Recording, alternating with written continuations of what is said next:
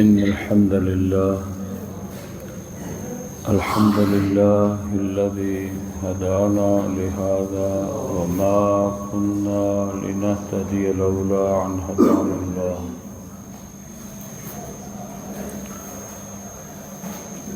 آپ بھائیوں کے پاس بھی وقت کم ہے، زیادہ دیر بٹھانا آپ کو مناسب نہیں سمجھتا۔ چند ایک باتیں رمضان کے حوالے سے، اس کی فضیلت کے حوالے سے، رسول رحمت سرور دو عالم سید الکونین محمد رسول اللہ صلی اللہ علیہ وآلہ وسلم نے ارشاد فرمایا: من صام رمضان ایمانا واحتسابا غفر له ما تقدم من ذنبه۔ اللہ اکبر۔ واجب الاحترام بھائیو، اللہ رب العزت کے ہم پر ان گنت لا تعداد بے حد و حساب احسانات ہیں، اور اللہ کی نعمتیں اس سے کہیں زیادہ ہیں جن کو ہم شمار نہیں کر سکتے۔ سب سے بڑا اللہ رب العالمین کا احسان یہ ہے کہ اس رب کریم نے ہمیں مسلمان پیدا فرمایا اور آخر الزمان نبی محمد رسول اللہ صلی اللہ علیہ وآلہ وسلم کی امت میں سے پیدا کیا۔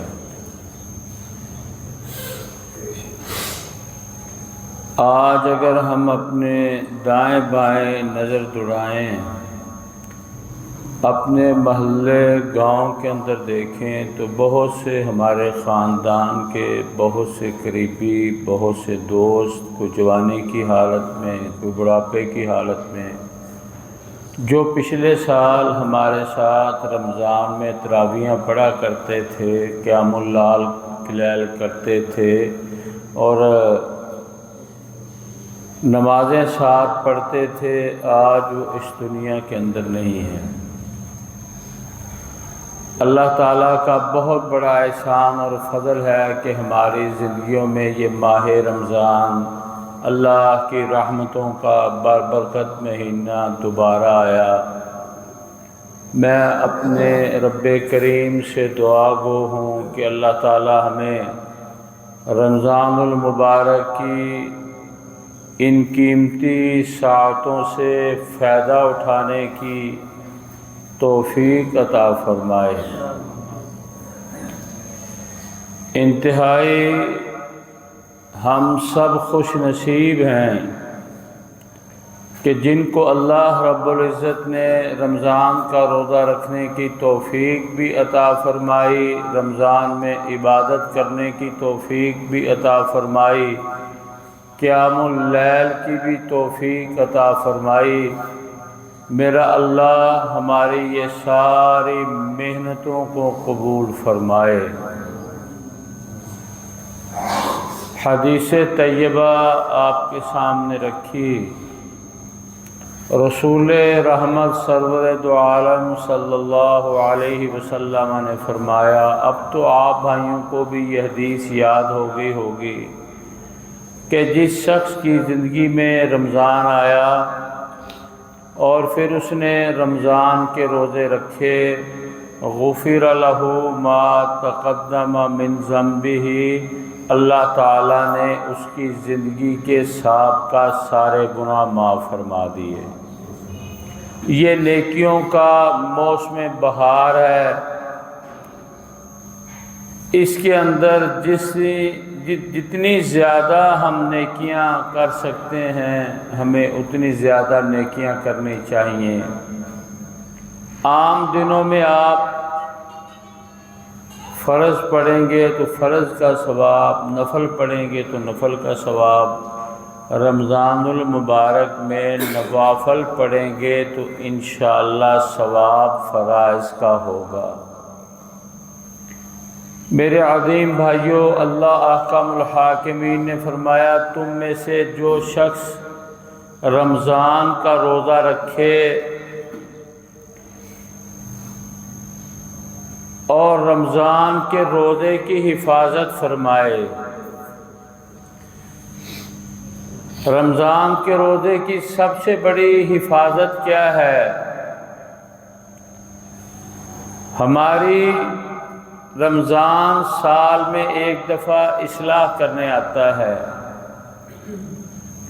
بہت سے بھائی یہ بات کہتے ہوئے نظر آتے ہیں، بازاروں میں جائیں تو عورتیں ہیں، ان پر نظر پڑ جائے تو روزے کا کیا بنے گا؟ بھئی اگر بازاروں میں عورتیں پھرتی ہیں، ایک نظر آپ کی بھول کر پڑ گئی تو معاف ہے، اور ان کو دیکھتے ہی رہنا روزے کا ضیاع ہے۔ جان بوجھ کر جھوٹی بات کرنے سے روزہ ٹوٹ جاتا ہے، کسی کو گالی نکالنے سے روزہ ٹوٹ جاتا ہے۔ صرف بھوک اور پیاس کا نام روزہ نہیں ہے، بلکہ عمل کا نام روزہ ہے۔ اسی لیے رسول رحمت صلی اللہ علیہ وسلم سے ایک صحابی رسول نے سوال کیا، اللہ کے رسول نماز پڑھیں تو یہ اجر، زکوٰۃ دیں تو یہ اجر، جہاد کریں تو یہ اجر، اگر روزہ رکھیں تو؟ رسول اللہ صلی اللہ علیہ وسلم نے فرمایا میرے رب کا حکم ہے الصوم لی وانا اجزی بی، اس بندے نے روزہ مجھے راضی کرنے کے لیے رکھا تھا اور اس کا بدلہ بھی میں ہی دوں گا۔ اللہ اکبر کبیرہ، کیا بدلہ اس کا ملنے والا ہے ہمیں اس کا اندازہ نہیں ہے، سوچ بھی نہیں سکتے۔ چند ایک باتیں جو احادیث سے ملتی ہیں، ہم سب جانتے ہیں کہ رمضان المبارک کے اندر اللہ تعالیٰ جہنم کو بند کر دیتے ہیں اور جنت کے دروازے کھول دیتے ہیں، اور ہر شخص یہ جانتا ہے کہ افطاری کے وقت جو ہم اپنی افطاری کا ساز و سامان اکٹھا کرنے میں ٹائم لگاتے ہیں، اگر ہم افطاری سے پہلے بیٹھ کر اپنے رب سے اپنے گناہوں کی معافی مانگ لیں، ادھر تم نے ہاتھ اٹھائے نہیں، ادھر رب نے معاف فرمایا نہیں، لیکن ہم اپنا زیادہ وقت جو ہے وہ صرف کرتے ہیں کس کام میں؟ افطاری کا سامان اکٹھا کرنے کے اندر۔ قیامت کا دن ہوگا، 1 2 3 گھنٹے کا نہیں، 14 15 گھنٹے کا نہیں، 1 سال کا نہیں، 2 سال کا نہیں، 50,000 سال کا دن ہوگا قیامت کا دن۔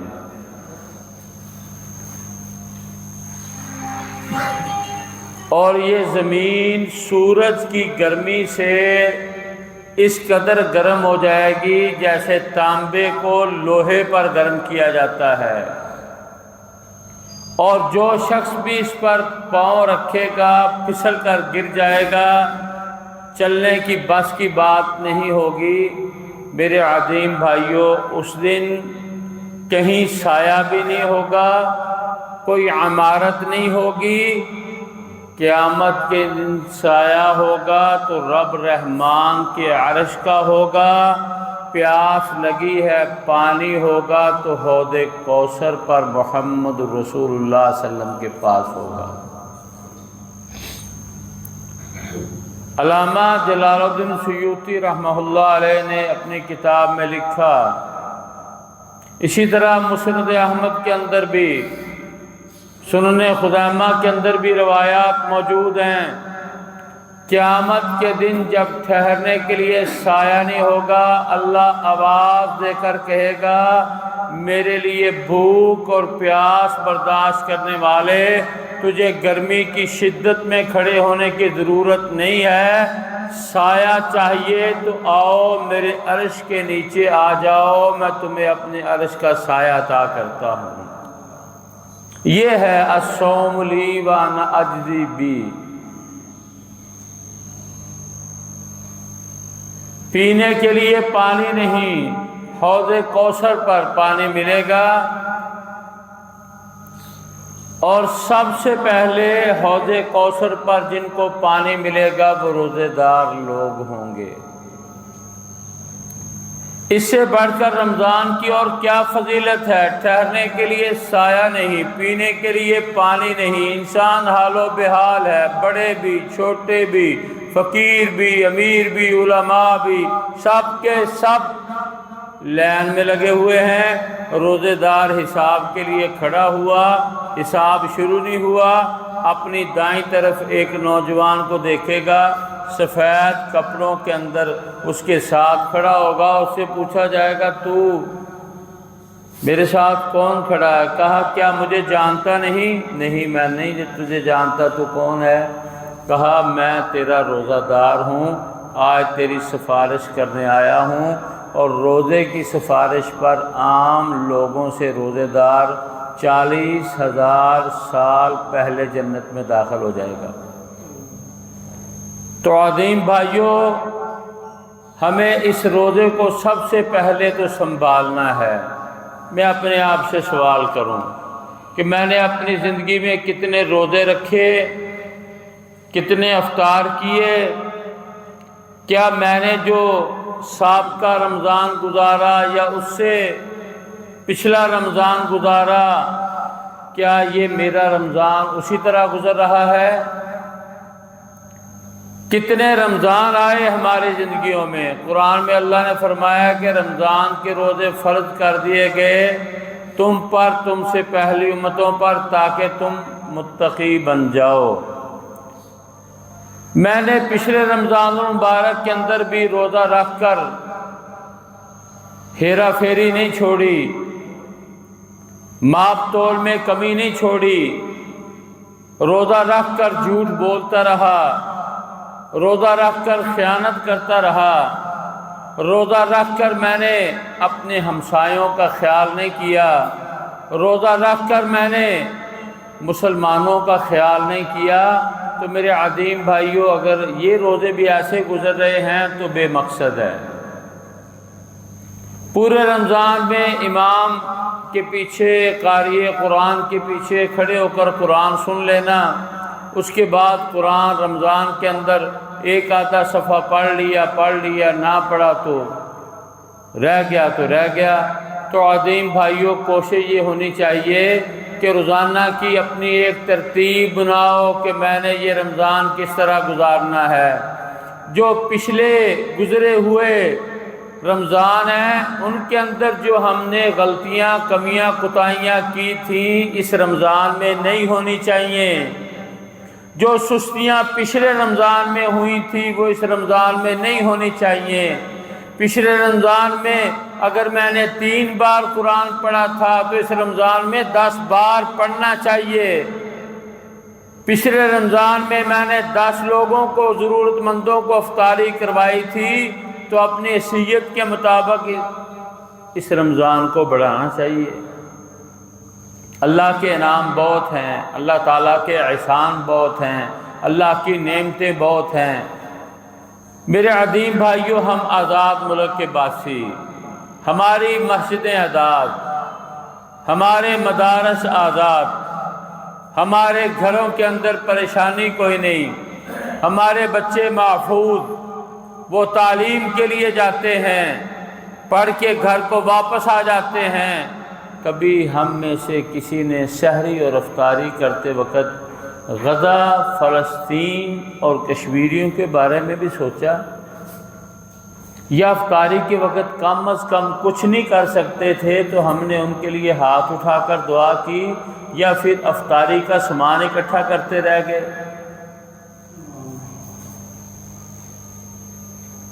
واللہ فلسطین کے نوجوانوں کی جرت کو، ہمت کو سلام پیش کرنا چاہیے۔ رمضان المبارک کا پہلا جمعہ آیا، پابندیوں کا سلسلہ، بمباریاں ہو رہی ہیں، اسرائیل بدماشیوں پہ تلا ہوا ہے، اور یہ فلسطینیوں نے ان پریشانیوں مصیبتوں میں روزہ بھی رکھا، اور رمضان کا پہلا جمعہ جا کر بیت المقدس کے اندر ادا کیا، اور دنیا کفر کے سامنے یہ اعلان کر دیا کہ تمہارے اندر آج تک کوئی یہودی ایسا پیدا ہی نہیں ہوا جو مسلمانوں کو اسلام سے روک سکے۔ اور آپ ان لوگوں کو دیکھیں، کسی کے دونوں بازو نہیں ہیں، کسی کی دونوں ٹانگیں نہیں ہیں، ماں بچی ہے تو بیٹے نہیں ہیں، خامد نہیں ہے، بیٹے بچ گئے ہیں تو والدین نہیں ہیں۔ آج ہم سب واقف ہیں، یہ میرے منہ کی باتیں نہیں ہیں، حالات ایسے ہی ہیں۔ امریکہ نے ایڑی چوٹی کا زور لگایا، کلسٹر بمبوں کی بارش کی ان پر، لیکن آج بھی فلسطینی آپ کو کسی پہاڑ کی چوٹی پر، کسی پتھر کے ٹیلے پر کھڑا ہو کر اللہ اکبر کی صدا نظر دیتے، اللہ اکبر صدا لگا رہا ہے، آ جاؤ نماز کے لیے، 2 ہوں 4 ہوں 5 ہوں 7 ہوں، وہ اذان دیتے ہیں، نماز پڑھتے ہیں، ڈر نہیں ہے۔ اسرائیلی فوجیوں کا پہرا لگا ہوا ہے، ہر طرف انہوں نے پہلے ہی فلسطینیوں کو شہید کر کر کے انبار لگائے ہوئے ہیں، لیکن ان کا اپنے رب پر ایمان اتنا ہے، یہ بیچارے ہمارا نہ کل کچھ بگاڑ سکے تھے نہ آج کچھ بگاڑ سکیں گے۔ تو میرے عظیم بھائیوں، میں تو مختصراً یہ عرض کرتا ہوں، لمبا وقت نہیں لیتا، بات ختم کرتا ہوں۔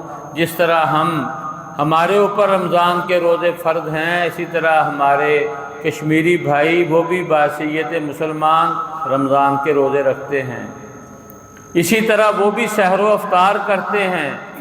فلسطین غزہ کے لوگ بھی روزے رکھتے ہیں، فرض ہیں، وہ بھی سحر و افطار کرتے ہیں، لیکن کیا میری طرف سے ان کے لیے کوئی سحری افطاری گئی؟ کیا میں جس طرح سے گھر میں سکون سے سحری کرتا ہوں، کیا وہ بھی گھر میں سکون سے سحری کرتے ہیں؟ کیا فلسطینی بھی سکون سے افطاریاں کرتے ہیں؟ واللہ وہ تو ادھر ان کی افطاری کا وقت ہوتا ہے، ادھر بمباری شروع ہو جاتی ہے، ادھر کشمیری نوجوان گھر سے نماز فجر پڑھنے کے لیے نکلتا ہے اور اس کو شہید کر دیا جاتا ہے، دروازہ کھٹکھٹایا جاتا ہے تو پتہ چلتا ہے بیٹا تیرا گیا تھا چل کے پاؤں پر، لائے ہیں لوگ اس کو اٹھا کر اپنے کاندھوں پر۔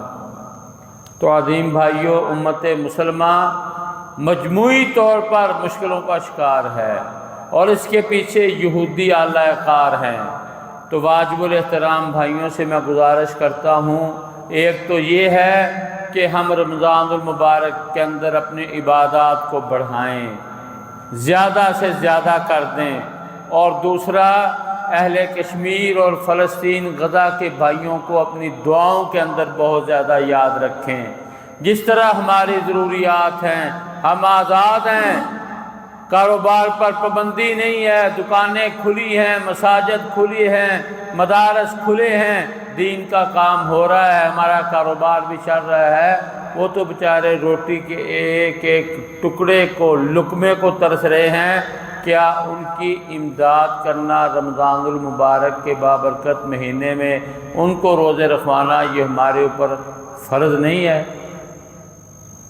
میں تو یہ کہتا ہوں اپنا پیٹ کاٹ لو، شام کی افطاری پہ کم خرچ کر لیا کرو، صبح کی سحری پہ کم خرچ کر لیا کرو، اہل فلسطین، اہل غزہ، اہل کشمیر کے لیے اپنا تعاون جمع کر کے ان کو اپنی سحریوں افطاریوں میں شامل کرو۔ یا ملک پاکستان میں تو بہت سے لوگ ہیں سحری افطاری کروانے والے، وہاں کون ہیں؟ وہاں تو دین کا نام لینا مشکل ہے۔ تو میں یہ اللہ سے دعا کرتا ہوں، اللہ رب العزت ہم سب کو جب تک زندہ رکھے ایمان پر زندہ رکھے، ہم جو بھی عمل کریں ہمارا رب ہمارا ہر کیا ہوا عمل اپنی رضا کے لیے قبول فرمائے، ہم زندہ رہیں، ایمان پر رہیں، موت آئے تو ایمان پر آئے، تمام واجب الاحترام بھائیوں سے میری مؤدبانہ گزارش ہے، غزہ، فلسطین اور اسی طرح کشمیر کے مسلمان بھائیوں کے لیے سحر و افطار کا بندوبست الحمدللہ پہلے روزے سے ہی ہو رہا ہے، اور آج تک الحمدللہ آپ بھائی ان کو سحر و افطار کروا رہے ہیں۔